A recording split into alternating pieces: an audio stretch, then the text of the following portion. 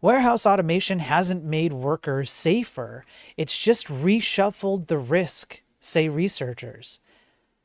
Imagine this thing falling over on you. Now, if you haven't been inside of a warehouse and worked inside of one, I have.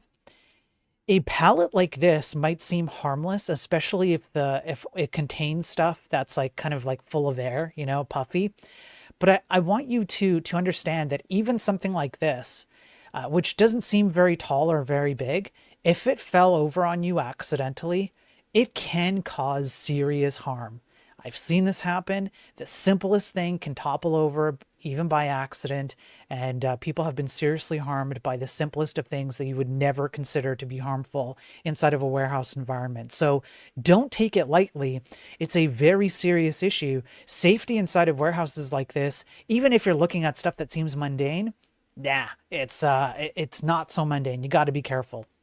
So the article goes into how the automation of warehouses like this has kind of shuffled the risk of, what would you say, injuries, right? And so what you're doing is you're taking people away from these kind of like assembly lines and you're moving them into other positions, sometimes into oversight positions where they view the machines as, manage, the machines as they produce stuff.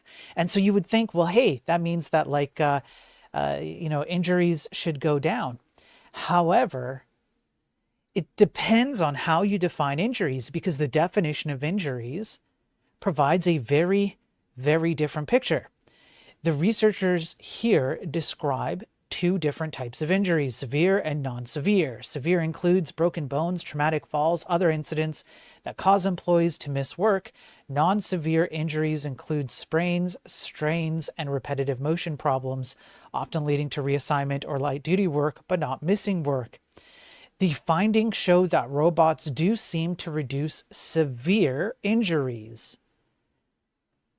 So tasks like heavy lifting, long walks, etc., reduce exposure to physical hazards. Hey, that's great, which means that the severe injuries go down. That's great.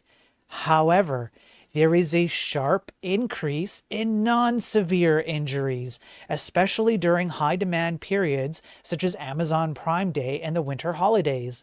The robotic fulfillment centers experienced a 40% decrease in severe injuries, but a 77% increase in non-severe injuries compared to traditional centers. That's crazy.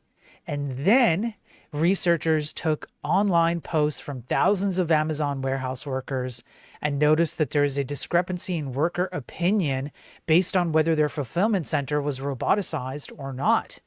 Humans working alongside robots described their daily experience as not physically exhausting and better than working at a legacy fulfillment center. However, they also reported being expected to meet much higher performance metrics than their counterparts in non-automated fulfillment centers, amounting to a 2 to 3 times higher pick rate in some cases.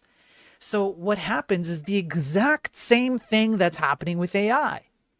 AI is being touted as a productivity booster, except it's not. It's not a productivity booster. None of the science shows it to be a productivity booster. Anybody who claims that it's a productivity booster is doing so based on self-reported productivity, which is a subjective metric, not an objective one. And then what happens is, as people continue to make the claim, stupidly and moronically, that AI is a productivity booster, then the managers and executives of these companies who use AI expect you to be able to do more work. So you're screwing yourself over twice, if not 3 times, because 1, you have to tangle with the AI, 2, you have to justify your own existence, and 3, even if you can achieve both number 1 and number 2, you're now stuck with the idea, the concept, that you then have more time available to do more work than you ever have before. And it is no different here, as you can see, with the warehouse fulfillment centers, where the roboticization, roboticization, I don't know, whatever that word is, okay? We'll just make up a new word. When automation is implemented in these warehouses, everybody is expected to do what? more work. And then your non-severe injuries go up to boot. So you're just continually getting screwed. All right. That's ultimately what's happening here. Fun times.